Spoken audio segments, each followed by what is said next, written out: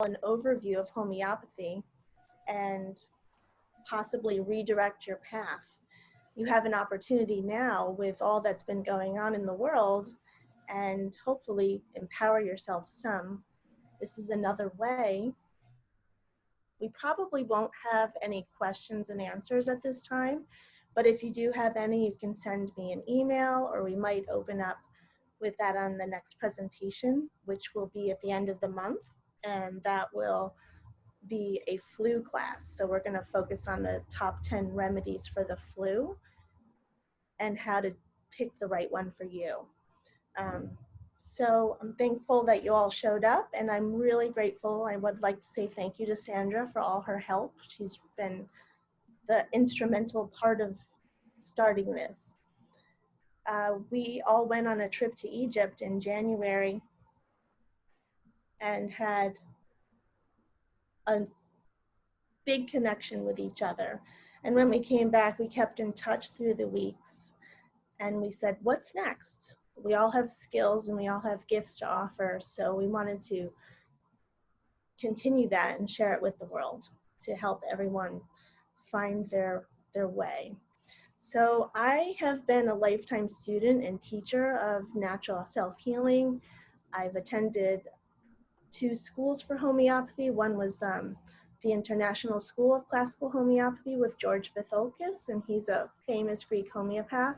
And the other was the Hudson Valley School of Homeopathy with David Kramer. Both are awesome homeopaths. And I live in upstate New York. I've been practicing homeopathy for over 20 years. That's all we've done in our family. It's to balance the root cause of all disease. And I do make my own tinctures and use herbs for medicine at home. I'm offering some Zoom educational webinars and open for private consultations. And this helps to balance the elements of earth, water, fire, air, and ether. I'm also a Rising Star Healing teacher and practitioner, and I'm a Prima Birthing teacher and practitioner. They both raise the vibration of the human life energy force, and it directs the energy of the sun through the chakra system, creating balance. I've done the yoga teacher training.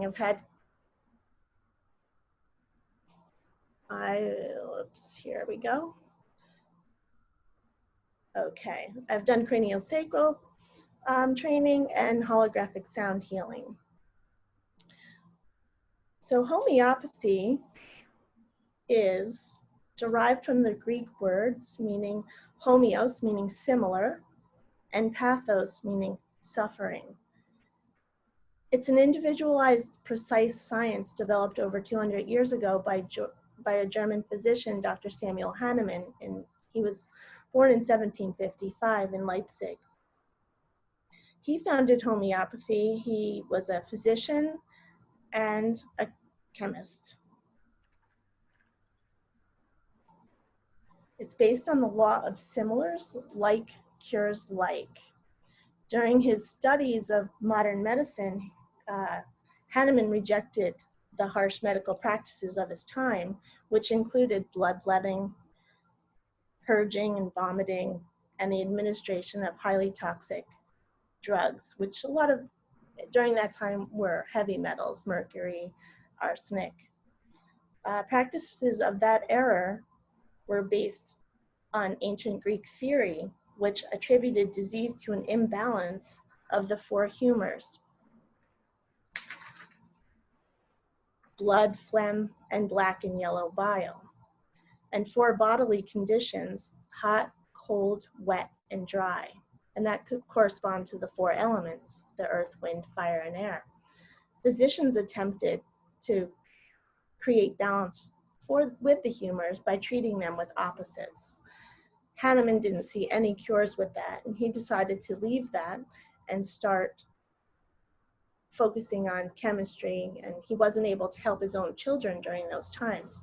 So he was studying cinchona, which is Peruvian bark.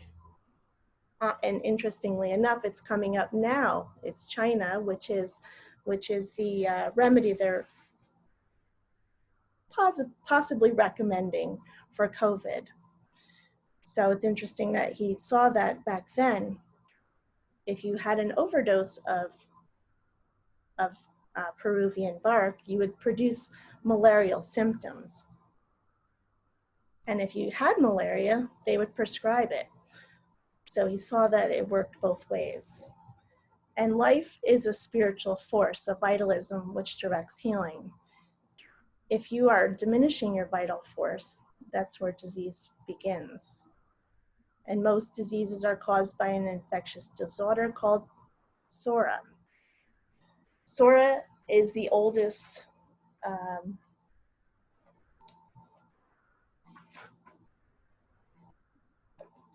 disease there that we can, it's the scabies, the itch. And he said it was the parent of all chronic diseases and developed as a result of suppression of the itch. Unlike the other two diseases of the time, syphilis or psychosis, SORA does not produce major destruction or gross malformations. But he expression itself was more in the skin symptoms and functional and mental symptoms. SORA is the most ancient, most universal, most destructive, and yet most apprehended chronic miasmatic disease. And a miasmatic disease is a predisposition. We all have them. We've acquired them from our parents. You know, whatever your father had when in all collective from his generations of different family members, and your mother, and then combined together, you have yours. Okay, so homeopathy follows the Hippocratic Oath. First, do no harm. Hippocrates was the father of medicine and the first one to find the connection between like cures like. So it's not something new with Hahnemann, but it's new. It's brought back to the top. And how does it work? Homeopathy is holistic. It's based on mental, emotional, and physical state of the individual. So during a case taking, you might come in and say, oh, I have arthritis. But there's always a beginning before you end up with arthritis. And we all know arthritis is caused by inflammation, as well as other things, predispositions. But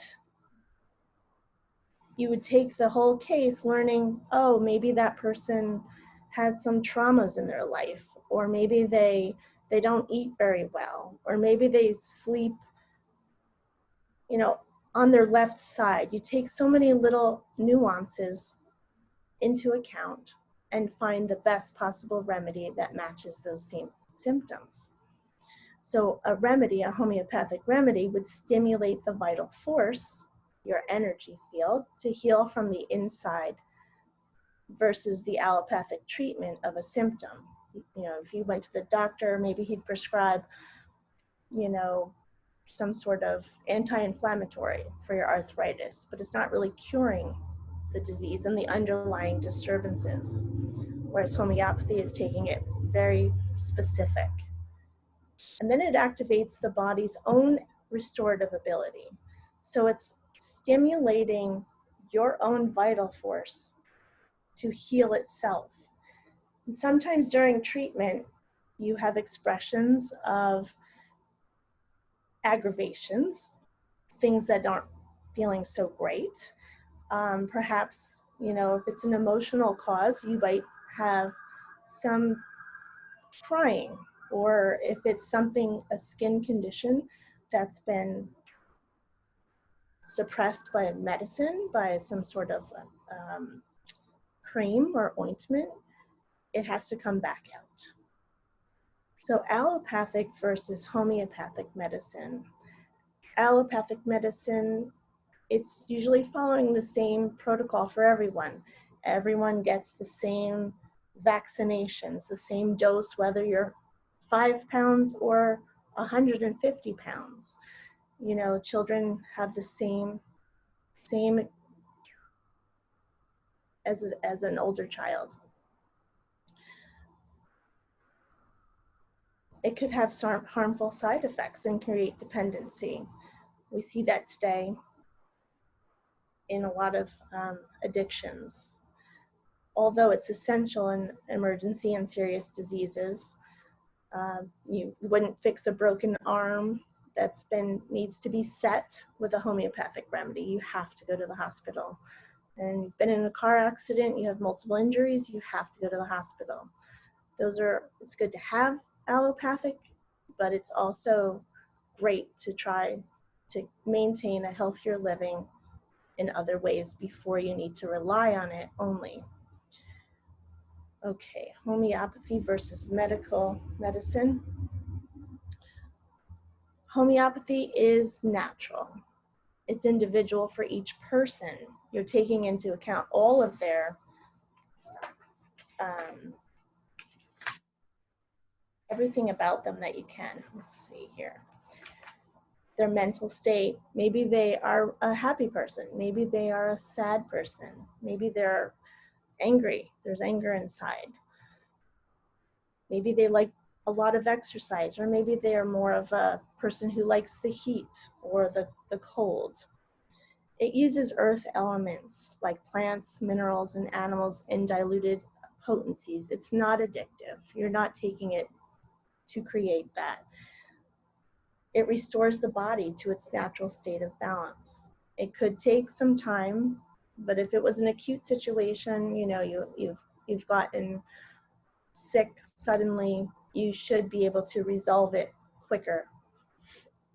Treatment uses essence of the substance to stimulate the natural healing in the body.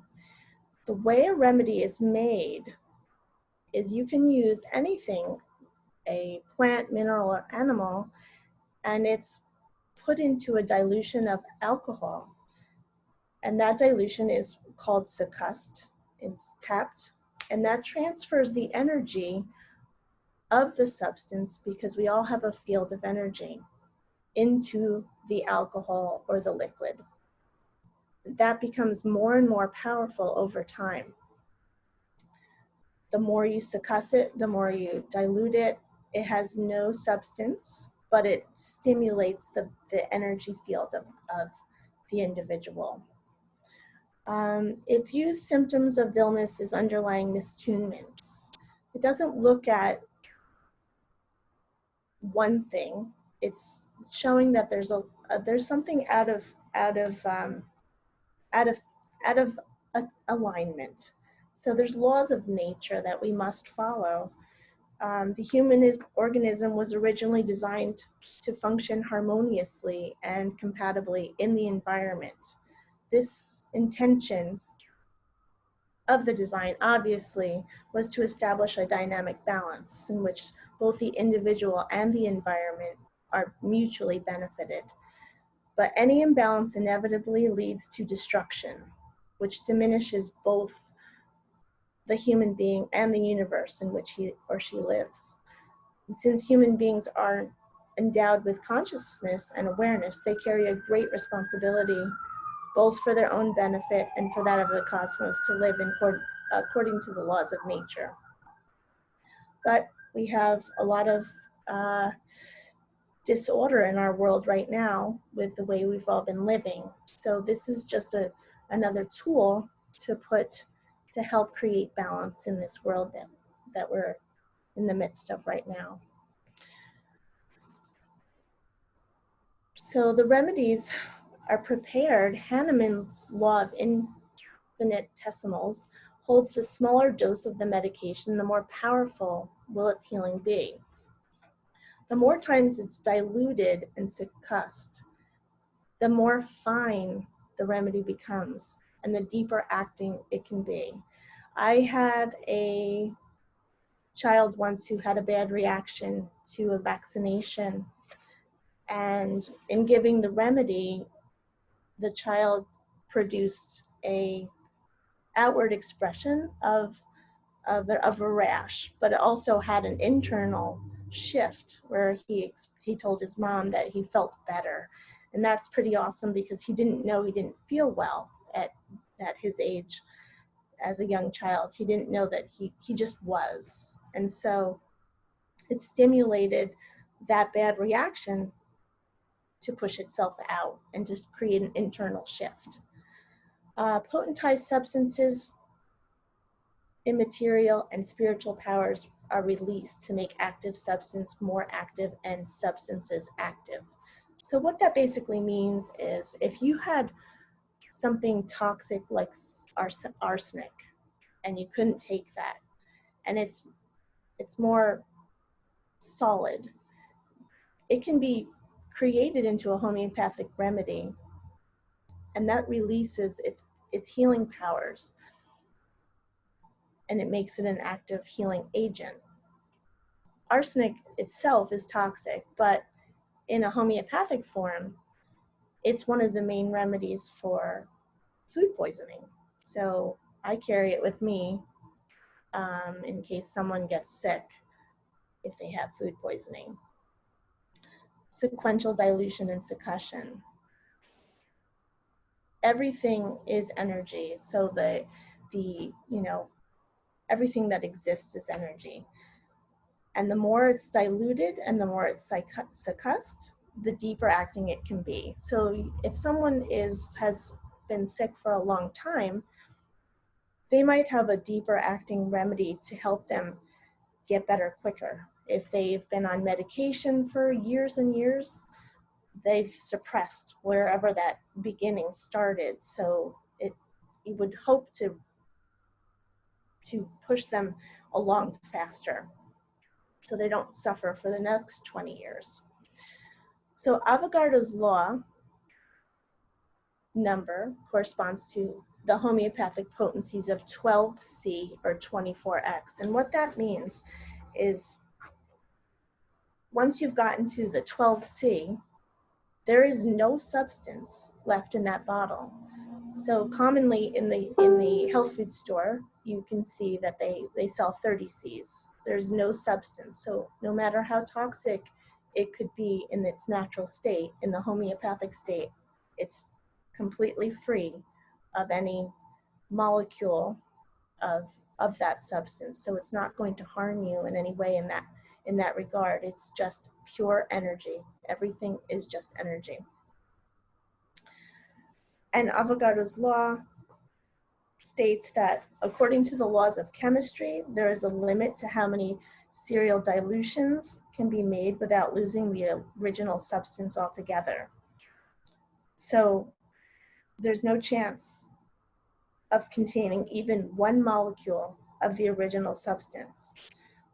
And one would further think that potentization would cease to be effective at this point, continuing to increase, but it goes far beyond that. It continues to increase in power. And it's limitless. You can go on and on with that. Okay, let's see. The next one is healthier living to boost your immunity. It's important, especially now in the world that we're living in, to eat organic, nutrient-rich foods and to avoid sugars, alcohol, and processed foods. Everyone has COVID on their mind, and this is not a COVID presentation, but it is so important to take care of yourself to maintain an alkaline body, because viruses and disease thrive in an acid environment. So if you eat sugar and carbs and you don't take care of yourself, your body becomes acidic, where the viruses are going to wreak havoc. You can easily purchase test strips to see what your pH is on, Amazon or something if you're concerned. You have to ensure you have adequate sleep, because that's when the body heals and regenerates, it restores itself. And a lot of times people aren't getting any sleep these days. Reducing the stress, exercise, and meditating, spending time in nature, all help to keep us in balance. Staying hydrated, drinking lots of water, if you add lemon to it, that helps to maintain an alkaline body. the lemon in the water will superhydrate the water, making it more available to your cells, and it helps detox as well. We should always be thinking about ways of detoxing the body. Research natural wellness. There's herbs, there's essential oils, there's supplements to help maintain our health. You can dive deeper into the roots of your personal wellness. If you're interested, I can help you with that, or you can just start your own journey. Herring's law of direction. Symptoms disappear in an orderly manner. Direction of disease, it comes from the outside to the inside. Have you ever seen a child or a person who used to have eczema or some sort of psoriasis, and they go to the doctor and the doctor gives them an ointment, and after a period of time, they develop asthma? That is an indication of the wrong direction. It's creating disease for that person. And it's much safer to have some skin problem than to not be able to breathe. It's the largest organ is our skin, and it's the safest one to have some troubles. The direction of cure is from the top to the bottom, following the law of gravity. That's true a lot of times, especially if you see a child with a fever and the fever is contained in their chest, in their core, you know that they're improving when the body starts to cool and their extremities start to get hot.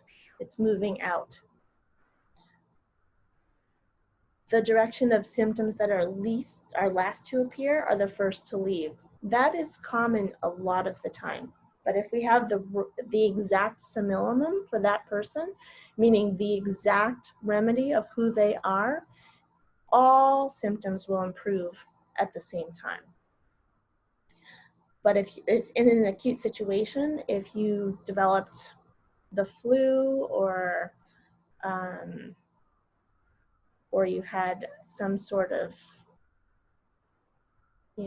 expression, usually the last symptoms to appear are the first to leave. The pathology goes in and it must come out. That's a perfect example. If the child that had the skin problem, the skin eruption, went for homeopathic treatment, they would definitely need to push that back out. So the parent might say, oh, my child has eczema, and I've gone to the doctor. The doctor prescribes the medicine. He then develops asthma. You start homeopathic treatment.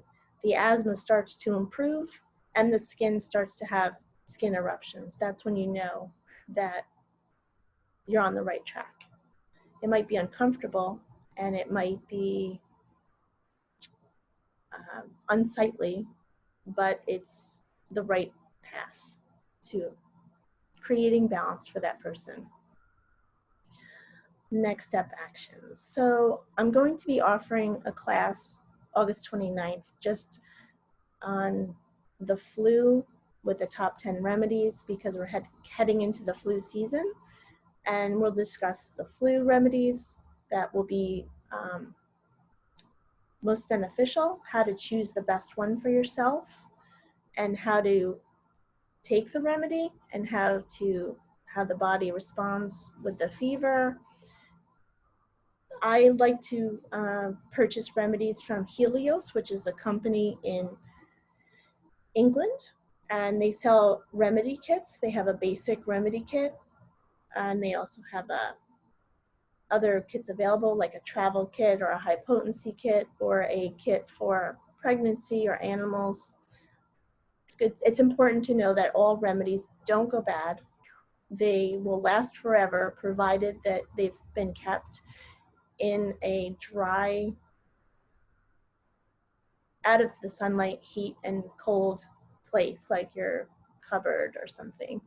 I started homeopathy because when my son was 8 years old, he developed asthma, and I didn't know what was happening. He was fully vaccinated, which wasn't something I wanted to do, and that's not what we're here to talk about, but I took him to the doctor to get his diagnosis, and they wanted to do allergy shots. They gave me an inhaler, and I didn't do any of those things. And I started homeopathy class, and I said I better trust somebody, so I trusted my teacher. A little over a year had gone by, and it wasn't always easy because he had to push out all that was creating that inward expression. And he was completely healed. And it happened to be the vaccination that caused it. And now he's great. And so homeopathy has just been a part of our life. And I saw it with him and how he healed. And when I took him back to the allergist said that he did not have asthma. He did not need allergy shots, which could go on indefinitely. And his breathing had improved dramatically, but he didn't agree with what I was doing. So that's the sort of,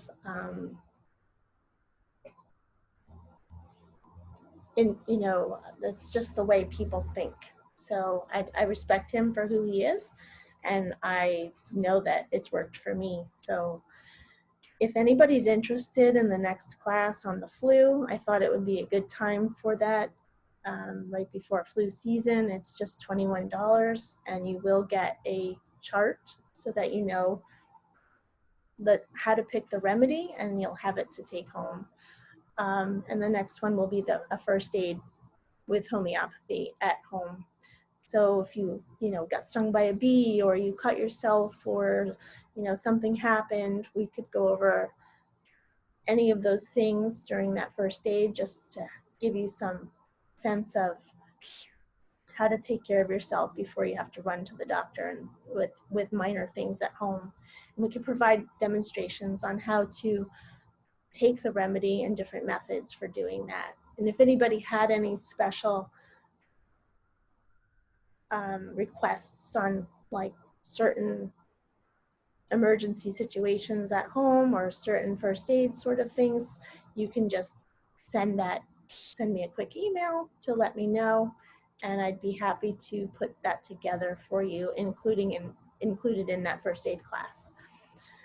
I know this is a short introduction to homeopathy, but I just wanted to share a little bit about it, and there's so much good that can come from it.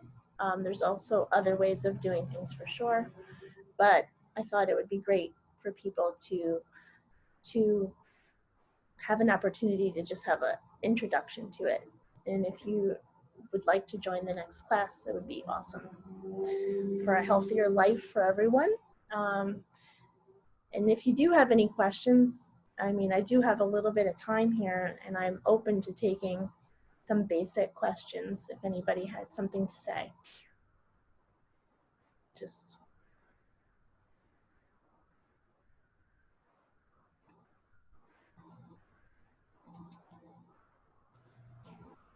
I believe everybody's been unmuted.